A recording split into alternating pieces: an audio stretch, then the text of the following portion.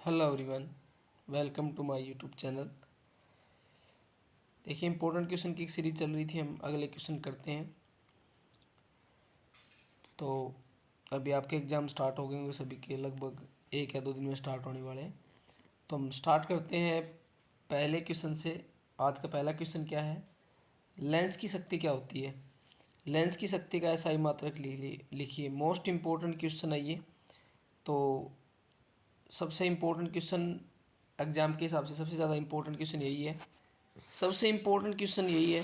देखिए, क्या होता है, लेंस की शक्ति जो होती है वो हमें ये बताती है कि कोई भी लेंस, मान लीजिए उसके ऊपर प्रकाश पड़ेगा, वो उसको कितना अभिसारी करेगा, मतलब फैलाएगा, या कितना इकट्ठा करेगा।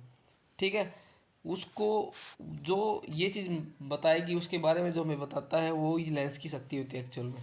कि वो लेंस कितनी लाइट इकट्ठी करेगा या फैलाएगा, वही लेंस की शक्ति होती है। लेकिन इसको लिखते हैं, वो कैसे लिखेंगे? देखिए, लेंस की फोकस दूरी के व्युत्क्रम को लेंस की शक्ति कहा जाता है। व्युत्क्रम कर देते हैं, उसका उल्टा कर देते हैं। ठीक है, लेंस की शक्ति का उल्टा कर देंगे, मतलब सॉरी, लेंस की शक्ति क्या होगी, फोकस दूरी की उल्टी कर देते हैं। वापिस व्युत्क्रम, फोकस दूरी को अगर रेसिप्रोकल कर देते हैं, व्युत्क्रम कर देते हैं उसका। व्युत्क्रम का मतलब होता है उल्टा करना। P बराबर 1/f। ठीक है, लेंस की शक्ति हमें यह बताती है कि लेंस प्रकाश को कितना अभिसारी या अपसारी करेगा। मैंने बता दिया कि लेंस की शक्ति हमें ये बताएगी, सीधी सी बात है। लेंस की शक्ति हमें यही बताती है कि वो लेंस, उसमें से जो प्रकाश गुजरेगा, वो लाइट को कितना इकट्ठा करेगी और लाइट को कितना फैलाएगी। मतलब दो लेंस होते हैं ना, उत्तल लेंस और अवतल लेंस। ठीक है, अभिसारी लेंस उत्तल लेंस को बोलते हैं और अपसारी लेंस अवतल लेंस को बोलते हैं।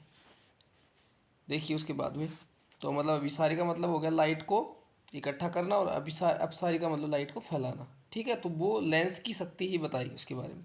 अब देखिए, हमें पता है उत्तल लेंस की जो फोकस दूरी होती है वो क्या होती है, धनात्मक होती है। फोकस दूरी क्या होती है, धनात्मक होती है उत्तल लेंस की, इसलिए इसकी लेंस की शक्ति भी क्या होगी, धनात्मक होगी। अगर मान लीजिए कोई आपको ऐसा क्वेश्चन पूछ सकता है, मान लीजिए एक लेंस दे दिया जो +1.5 डायोप्टर का है, तो आपसे ये पूछ लिया कि बताइए कौन सा लेंस है। तो आप जैसे ही पावर आपने देख ली, मतलब प्लस में है, तो इसका मतलब कौन सा लेंस है, उत्तल लेंस है, क्योंकि इसकी फोकस दूरी क्या होती है, पॉजिटिव होती है। और अवतल लेंस की फोकस दूरी ऋणात्मक होती है। मैंने अभी बताया जैसे कि उत्तल लेंस की धनात्मक होती है फोकस दूरी, तो अवतल लेंस की फोकस दूरी क्या होगी, ऋणात्मक होगी। अवतल लेंस की फोकस दूरी क्या होती है, ऋणात्मक होती है। तो इसकी लेंस की शक्ति क्या होगी, ऋणात्मक होगी। तो आप आराम से मान लीजिए, आपको इसमें पावर पूछ सकता है, तो इसका जो SI मात्रक होता है वो डायोप्टर होता है लेंस की शक्ति का। और इसका जो मैंने लिखा ना गणितीय रूप से, क्या लिखते हैं, P बराबर 1/f। ठीक है, P बराबर 1/f, ये मीटर में है। अगर मान लीजिए इसको सेंटीमीटर में लिखना है, तो देखिए मीटर, नीचे वाले को मीटर को सेंटीमीटर में बदलते हैं, तो 100 से डिवाइड करते हैं। तो जैसे ही नीचे डिवाइड करेंगे, F बटे 100 आएगा, तो 100 ऊपर आ जाएगा। सेंटीमीटर में बदलोगे तो F/100/f हो जाएगा फार्मूला। कब, जब ये सेंटीमीटर में अगर आपको चेंज करना हो तो। ठीक है, तो ये पावर ऑफ लेंस का सूत्र होता है। ये मैथमेटिकली जो लेंस की शक्ति होती है वो 1/f। मैंने बताया ना, इसको व्युत्क्रम होता है। व्युत्क्रम का मतलब उसका रेसिप्रोकल हो गया, उल्टा हो गया, 1/f। तो ये हमने देख लिया कि जो उत्तल लेंस की फोकस दूरी धनात्मक है, तो वहाँ पर लेंस की शक्ति क्या होगी, धनात्मक। अवतल लेंस की फोकस दूरी ऋणात्मक है, तो लेंस की शक्ति क्या होगी, ऋणात्मक होगी। ठीक है, आगे देखिए। अभी लेंस की शक्ति के बारे में कुछ और पॉइंट है। लेंस की शक्ति का SI मात्रक डायोप्टर होता है। एक डायोप्टर क्या होता है, देखिए एक डायोप्टर की परिभाषा आ जाए मान लीजिए एग्जाम में, तो बिल्कुल आसान है। कैसे डेफिनेशन देंगे इसकी, देखिए जैसे पावर क्या होता है, 1/f होता है, अभी हमने पढ़ा है। एक डायोप्टर मतलब, एक डायोप्टर को डिफाइन करना है, तो मैंने बताया भी है कई बार क्लास में कि F बराबर एक कर देते हैं इसमें 1 मीटर। मतलब जिस लेंस की फोकस दूरी 1 मीटर है, उस लेंस की शक्ति क्या होगी, एक डायोप्टर होगी। फोकस दूरी को 1 कर देते हैं, तो एक डायोप्टर लेंस की शक्ति होगी। ठीक है, उसके बाद में देखिए, देखिए उसके बाद में देखिए क्या है कि फोकस दूरी ज्ञात कीजिए, लेंस की शक्ति -2 डायोप्टर दे रखी है। कौन सा लेंस है, ये भी पूछ रखा है आपसे। तो आपको क्या दिया हुआ है, फोकस दूरी ज्ञात करनी है, पावर दे दिया आपको -2 डायोप्टर, और यह कौन सा लेंस है। देखिए पहले तो फोकस दूरी निकाल लेते हैं। P बराबर क्या होता है, 1/f। अगर मान लीजिए F निकालना है, तो F को इस साइड में कर लो, तो F कितना होगा, 1/p। ठीक है, 1/p कितना दिया, -2, मतलब माइनस का 0.5 मीटर। अब ये तो आ गया, ठीक है, हमने फोकस दूरी निकालनी। अगर फोकस दूरी दे रखी होती, लेंस की शक्ति निकालनी होती, तो हम 1/f कर देते। अब की बार फोकस दूरी निकालनी है, लेंस की शक्ति दे रखी है, तो हमने 1/p कर दिया। अब देखिए माइनस आ रही है। अब ये माइनस मैंने पहले भी थोड़ी देर पहले डिस्कस किया था कि लेंस की शक्ति अगर माइनस है तो कौन सा लेंस होगा, वो लेंस होगा अवतल, ठीक है। और लेंस की शक्ति अगर प्लस है तो वो लेंस कौन सा होगा, उत्तल लेंस होगा, ठीक है। ये आपको मैंने अभी जस्ट बताया है और ये क्वेश्चन भी एग्जाम में आया हुआ है, ठीक है। ऐसे क्वेश्चन पूछे जाते हैं एग्जाम में। आगे देखिए, अगला मोस्ट इंपॉर्टेंट क्वेश्चन है, प्रतिरोध किन कारकों पर निर्भर करता है। देखिए प्रतिरोध जो होता है वो किन कारकों पर निर्भर करता है, हमें ये पढ़ना है, प्रतिरोध किन कारकों पर निर्भर करता है। देखिए पहली बात तो प्रतिरोध क्या होता है, जो विद्युत धारा का विरोध करता है, ठीक है। विद्युत धारा का विरोध करेगा वो प्रतिरोध होता है, ठीक है। उसको रोकेगा, रिस्ट्रिक्ट करेगा, वही प्रतिरोध होता है। किन कारों पर निर्भर करता है, देखिए सबसे पहले ये तार की लंबाई पर निर्भर करता है। तार जितना लंबा होगा उतना ही ज़्यादा प्रतिरोध होगा, मतलब आर समानुपाती होता है लंबाई के, मतलब तार का प्रतिरोध उसकी लंबाई के समानुपाती होता है, तो हम लिखेंगे आर समानुपाती है एल के, ठीक है। क्षेत्रफल के जो उसके बाद क्षेत्रफल पे निर्भर करता है। चालक का प्रतिरोध उसके अनुप्रस्थ काट के क्षेत्रफल का व्युत्क्रमानुपाती होता है, मतलब क्षेत्रफल का व्युत्क्रमानुपाती होता है, 1/a हो गया, ठीक है। उसके बाद में प्रकृति, मतलब तीसरा डिपेंड करता है चालक का प्रतिरोध उसके चालक के प्रकृति पर निर्भर करता है, कि जो हम पदार्थ की प्रकृति क्या है, उसका नेचर कैसा है, उस पर डिपेंड करता है। देखिए तो हमने देख लिया लंबाई जितना ज़्यादा लंबा तार होगा उतना ही उसका प्रतिरोध ज़्यादा होगा। चालक का प्रतिरोध उसके क्षेत्रफल के व्युत्क्रमानुपाती होता है। क्षेत्रफल का मतलब जैसे आपसे पूछ ले मोटी तार का या पतली तार का प्रतिरोध ज़्यादा होगा, देखिए मोटी तार का क्षेत्रफल ज़्यादा होगा तो प्रतिरोध क्या होगा, कम, तो मोटी तार का प्रतिरोध कम होगा। और मोटी तार का क्षेत्रफल ज़्यादा होता है ना, तो और पतली तार का क्षेत्रफल कम होगा तो प्रतिरोध क्या होगा, ज़्यादा होगा। तो इस प्रकार से हम कह सकते हैं इसमें, ठीक है। अब इसको और आगे सोल्व करते हैं, जैसे एल और ए इनको मिला देते हैं तो हमारे पास आर समानुपात L/A आ गया, ठीक है। आर बराबर जैसे ही ये समानुपात का निशान हटाते हैं कांस्टेंट लगाना पड़ता है, तो आर क्या आ गया, रो L/A।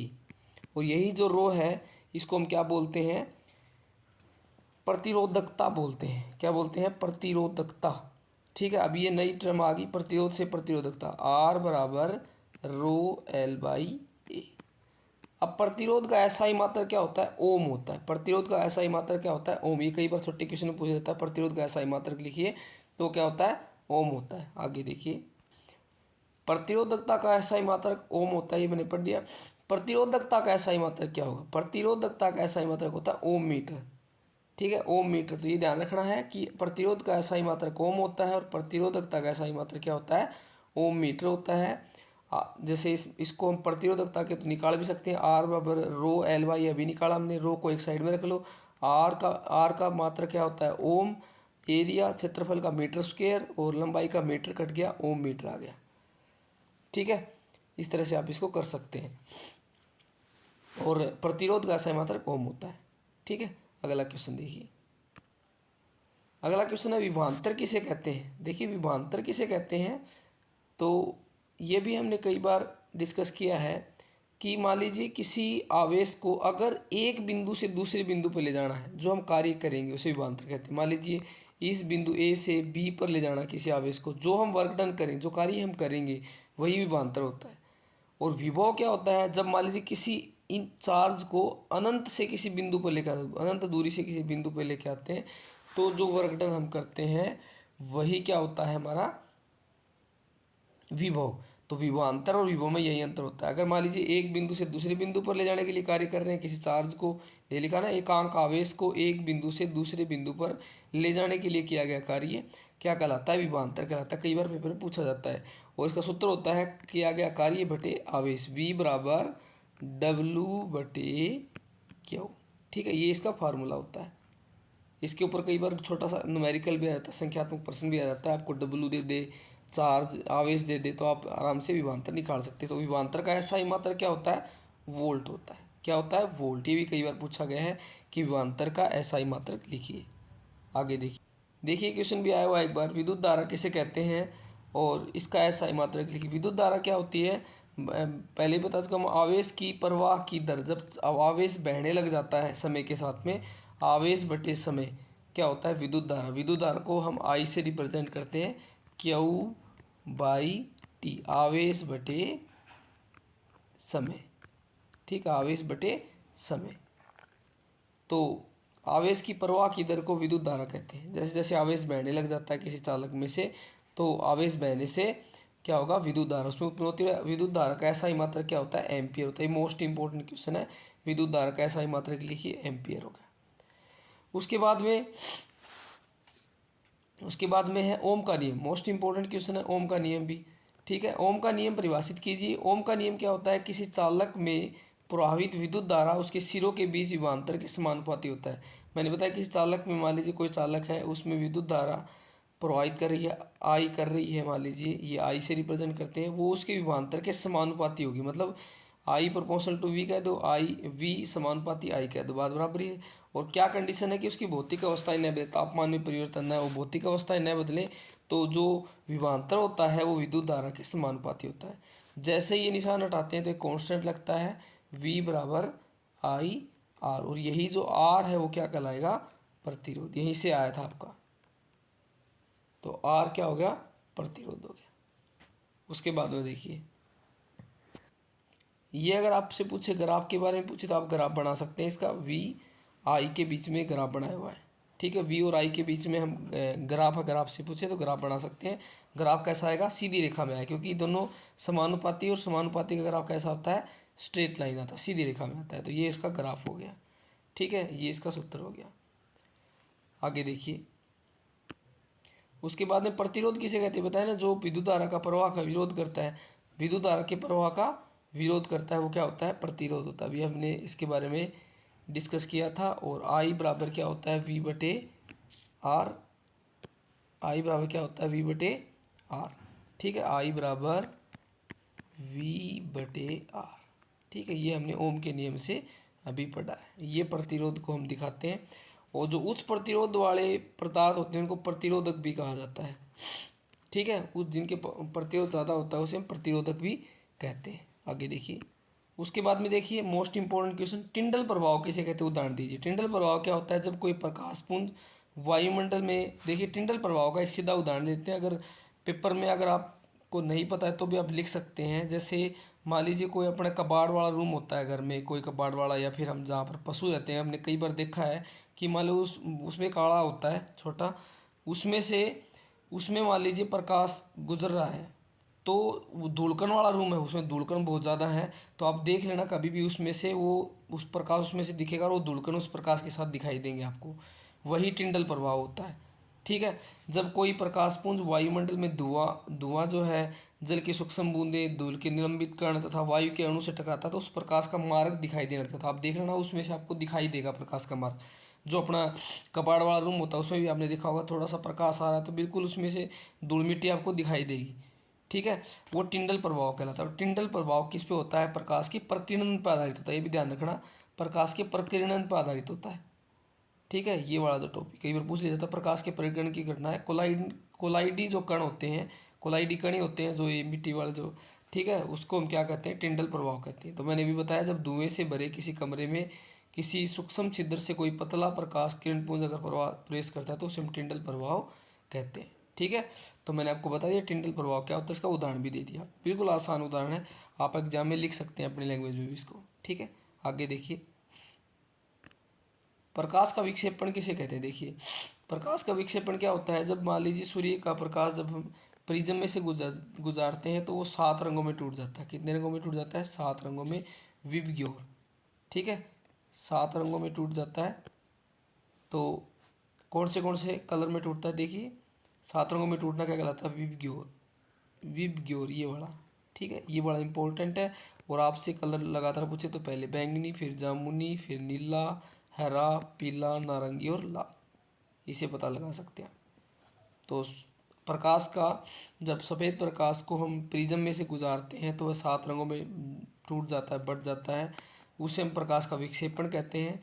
और प्रकाश के विक्षेपण में 7 रंग मतलब में विक्षेपित हो जाता है वो। ठीक है, आगे देखिए, मोस्ट इंपॉर्टेंट क्वेश्चन कई बार एग्जाम में पूछा गया है ये। उत्तल लेंस की वक्रता त्रिज्या 60 सेंटीमीटर दे रखी है आपको। उत्तल लेंस की वक्रता त्रिज्या कितनी दे रखी है, 60 सेंटीमीटर दे रखी है, उसकी फोकस दूरी निकालनी है अपने को। तो जैसे वक्रता त्रिज्या निकालते हैं, फोकस दूरी और वक्रता त्रिज्या में, ठीक है, क्या रिलेशन होता है, बराबर r/2। अगर आपको वक्रता त्रिज्या दे रखी है तो उसका हाफ कर देंगे आप। मान लीजिए 60 सेंटीमीटर दे रखी है तो कितनी आ गई, 30 सेंटीमीटर आ गई इसकी। ये इसकी फोकस दूरी आ गई। वक्रता त्रिज्या दे दी आपको और फोकस दूरी निकालनी है, तो याद रखना फार्मूला, फिर बता देता हूँ मैं, F बराबर r/2। ठीक है, हम r की वैल्यू रख देंगे इसमें, और r की वैल्यू कितनी दी हुई है, 60 सेंटीमीटर। इस पर भी कई बार क्वेश्चन पूछा गया है। अगला देखिए, अगला क्वेश्चन देखिए, ये आसान सा। उस तत्व का नाम लिखिए, केमिस्ट्री क्वेश्चन आगे, जिसका इलेक्ट्रॉनिक विन्यास 2 8 है। उस तत्व का नाम लिखना जिसका इलेक्ट्रॉनिक विन्यास 2 8 है। 2 8 10 8 है 16, मतलब इसकी परमाणु संख्या 16, और 16 परमाणु संख्या किसकी होती है, सल्फर की। आराम से लिख सकते हैं। अगर आपसे 2 8 7 पूछता तो 17, और 17 किसकी होगी, क्लोरीन की। अगला क्वेश्चन देखिए, दोनों कोष पूर्ण रूप से भरे हुए हैं। दोनों कोष पूर्ण रूप से भरे, मान लो 2 कोष हैं, दोनों पूर्ण रूप से, मान लीजिए पहले में 2, दूसरे में 8, 2 और 8 10, 10 परमाणु संख्या किसकी होती है, नियोन की। ठीक है, इस तरह से करना इनको। ठीक है, तो ये कुछ क्वेश्चन थे मोस्ट इंपॉर्टेंट। अगला पार्ट में मैं जल्दी लेके आऊँगा, और आप इनकी वीडियो को देखिए, आपको डेफिनेटली बहुत अच्छा फ़ायदा होगा एग्ज़ाम के लिए। ठीक है, बेस्ट ऑफ लक एग्ज़ाम के लिए सभी को, धन्यवाद।